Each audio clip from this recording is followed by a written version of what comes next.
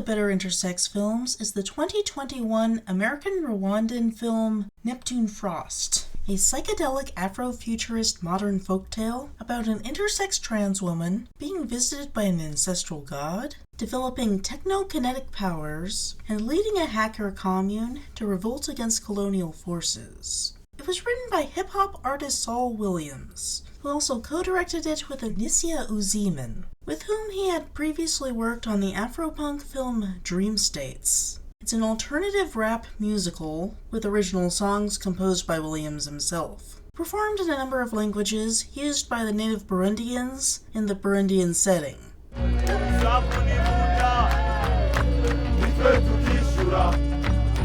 So fuck Mr. We originally conceived of the story as a stage musical. We wanted to take it to Broadway, and we started working on the script, Nizia and myself. We had producers that said, this sounds like a great vision. I'd feel more comfortable supporting if it were a film. And, maybe we spent a few months being resistant, and then slowly it dawned on me, like, this could be a fucking awesome film. The title was named in homage to a black soldier who fought in the American Revolutionary War, and in the context of the movie, it refers to the main character, an intersex trans woman named Neptune, played by both a male and female actor, as well as a bird named Frost that represents transitions, and the title might be used to mean Neptune transitions, in both a spiritual and transgender sense.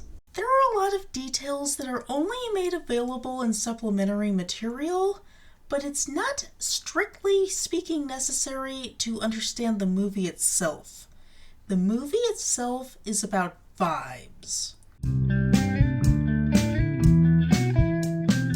The film takes place in the near future, in impoverished Burundi. The internet is essential for modern prosperity, but all of the wealthy colonial countries decided to close the internet to the impoverished countries that they exploit. People have futuristic phones that look like digivices from Digimon, but they only have access to some of their capabilities. Colonial forces enslave native Burundians and force them to mine coltan, a mineral essential for the functioning of electronics. The wealthy countries are dependent on Burundi's valuable resource, but Burundi has no power from that value.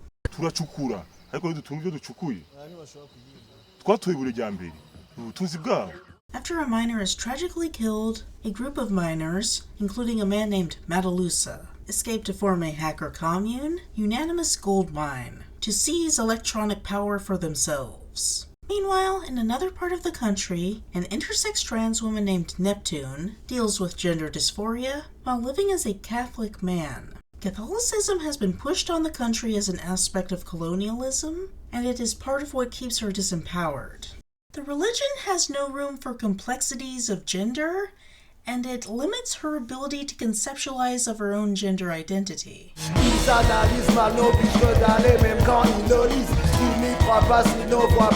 One night, she falls asleep at the roots of a large tree, symbolizing the way human beings are interconnected, as with the internet, and is visited by an ancestral god, here presented as an alien being from outer space. My mother and father were binary stars. The god gives Neptune a magic power, electromagnetic manipulation, that lets her power and control electronics. Neptune and Matalusa are soulmates, so when they both rest at the roots of a tree, their future child spiritually connects with them through the spiritual internet of the trees to tell them that they are soulmates. Having had this vision, Neptune sets out on a quest to find Matalusa. Once away from home, Neptune starts experimenting with a feminine gender presentation. After a mysterious spiritual illness, the god transforms her into a woman. At least mostly, it's implied she has some ambiguous genitalia, which gets her into trouble when she makes out with a guy named Innocent. He feels something he doesn't expect, and he reacts with violence. She has to run away. Eventually, she makes it to Unanimous Gold Mine. Using her powers, she gets their tech running, has a few trippy musical numbers, and frees the internet. In an act of cyberpunk revolution, she locks the wealthy countries out from the internet and gives the oppressed working class in Burundi full access to it. The Western world can't imagine an impoverished country like Burundi causing that kind of damage and assume that Russia did it.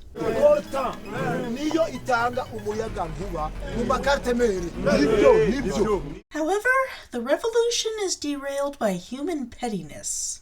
Innocent develops a chaser obsession with Neptune and pursues her to Unanimous Gold Mine, where he makes a nuisance of himself. I think what's going on is that by pretending to be a cop, he draws the attention of the authorities, and then they notice the commune and send a drone. It fires a missile and levels the compound. But Neptune escapes. This is only a setback, and you know she's gonna come back. The film ends on this note of rebellious spirit.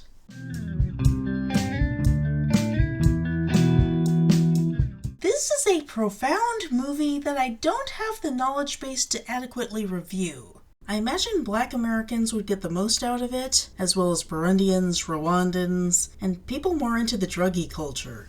The fact that I can enjoy it as much as I do, as a straight-laced white girl, points at the way it hits universal themes of the struggle against oppression and search for community. As an intersex person, I was initially thrown off by how abstract and weird it is, and I was initially concerned that it was a little too abstract, like it was basically one of those metaphors like the angels or the gods or whatever. But I don't think that's exactly what's going on. I think that it's just an abstraction of the concept of being intersex in such a way that it functions as a fable. Based purely on vibes, I get where Neptune is coming from.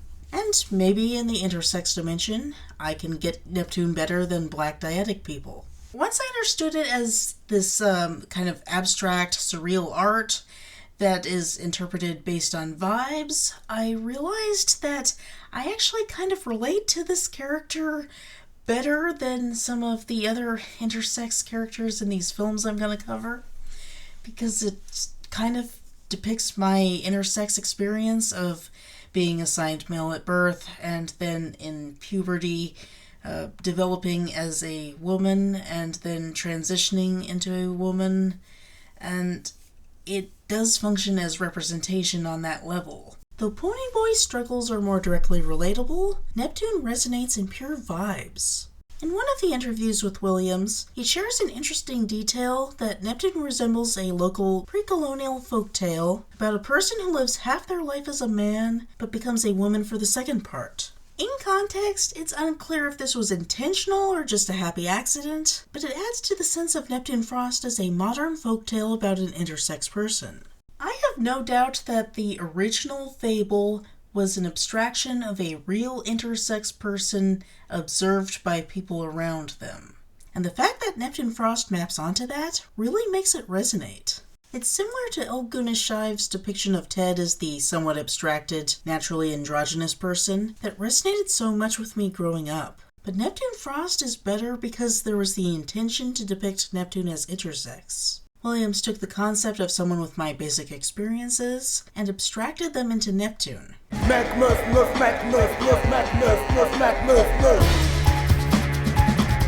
Honestly, this kind of representation means a lot to me, and it will mean a lot to young intersex people who get to grow up with this kind of heroic intersex figure.